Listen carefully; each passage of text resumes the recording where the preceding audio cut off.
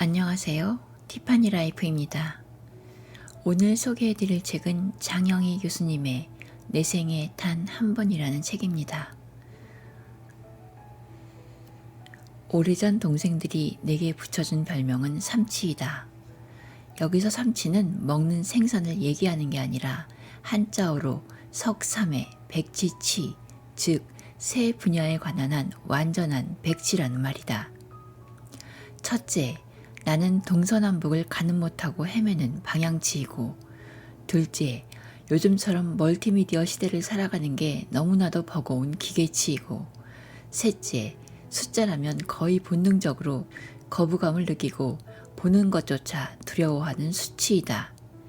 흔히 사람들은 목발을 짚고 천천히 걸어다니는 나를 안타까워하며 얼마나 불편하고 힘드냐 하고 위로하지만, 솔직히 말해 나의 삼치 때문에 일상생활에서 겪는 불편에 비하면 그건 아무것도 아니다.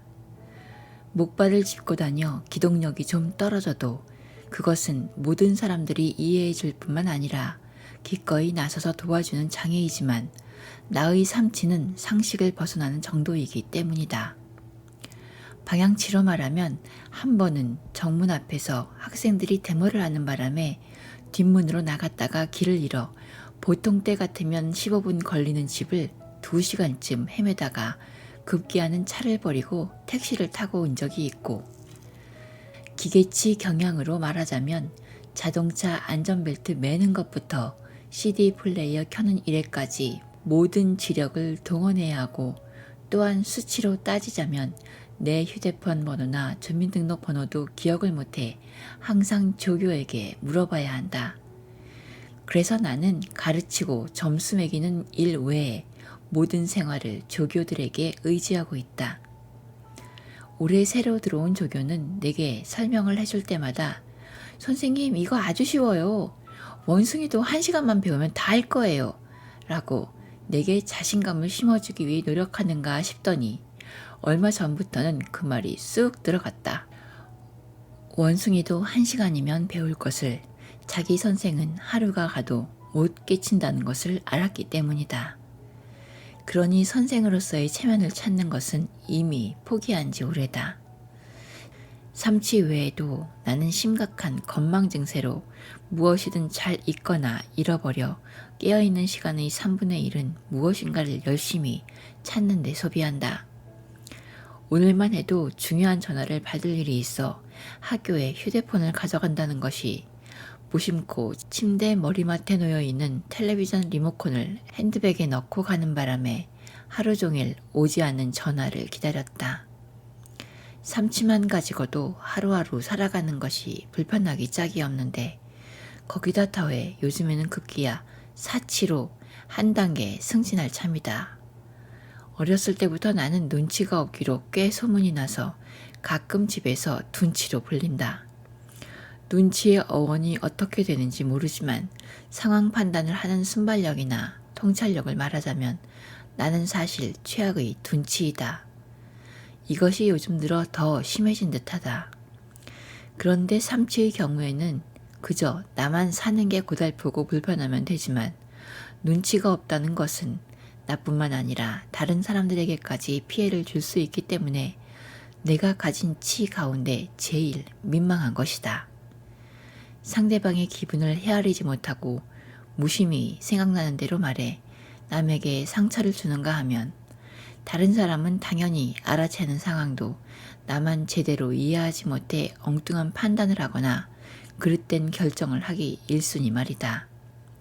게다가 이 둔치 증상은 무엇이든 내게 익숙치 않은 새로운 것을 이해하거나 배울 때 크나큰 걸림돌이 된다. 한 예로 지난번에는 가족들이 모였는데 동생 남편이 자기가 가르쳐 줄 테니 식구 모두 모노폴리 게임을 하자고 제안했다. 이번에야말로 둔치라는 오명을 벗을 기회다 싶어 다른 사람보다 훨씬 더 진지한 자세로 임했다. 그렇지만 이번에도 역시 마찬가지였다. 한참 동안 열심히 생각하고 외우고 분석하고 관찰하고 난 다음에야 겨우 게임이 어떻게 돌아가는지 이해할 수 있었고, 그래서 내가 드디어 해보겠다고 나설 즈음엔 이미 모두 실증이 나서 그만두려는 참이었다. 실망하는 나를 보고 어머니가 너는 뭐든지 늦게 배우지만 한 번 배우면 확실하게 하는데 두고 봐라. 조금만 연습하면 네가 제일 잘할걸? 하며 위로하셨다. 늦게 배우지만 한 번 배우면 확실하게 한다. 물론 어머니로서는 무능한 딸을 위로하고자 하신 말씀이었지만 생각해보면 어느 정도 일리 있는 말이다. 삼치와 둔치이면서도 그래도 그나마 이제껏 큰 과오 없이 살아온 것은 시간이 걸려도 열심히 끝까지 배우고자 하는 근성, 아무리 못하고 모자라도 실망하지 않고 연습하고 또 연습한 인내심 덕이 아니었나 싶다. 지금 하면 이길 수도 있을 텐데 하는 아쉬움을 갖고 구경만 하던 게임판을 물러나는데 1등을 해서 돈을 딴 동생이 한마디 했다. 재밌네. 모든 게 이렇게 만만하면 좋을 텐데 사는 것도 말이야. 사는 것도 모노폴리 게임이라면, 그리고 같은 삶을 2번 살 수 있다면, 한 번은 연습으로, 그리고 다음번은 진짜로 워낙 눈치 없고 배우는 게 늦으니 첫 번째 삶은 실수투성이이겠지만 2번째 삶을 살 때는 첫 번째 경험을 토대로 더욱 여유롭고 자신감 있게 살아갈 수 있지 않을까. 비단 나뿐만 아니라 삶에 관한 한 어쩌면 우리 모두가 둔치인지도 모른다. 실수하고 후회하고 남에게 상처 주고 상처 입고 잘못 판단하여 너무 늦게 깨닫고 넘어지고 좌절하고 살아가면서 겨우겨우 조금씩 터득해가는 둔치들. 우리가 너무나 잘 알고 있는 것을 신은 모르시는 것이 아니지.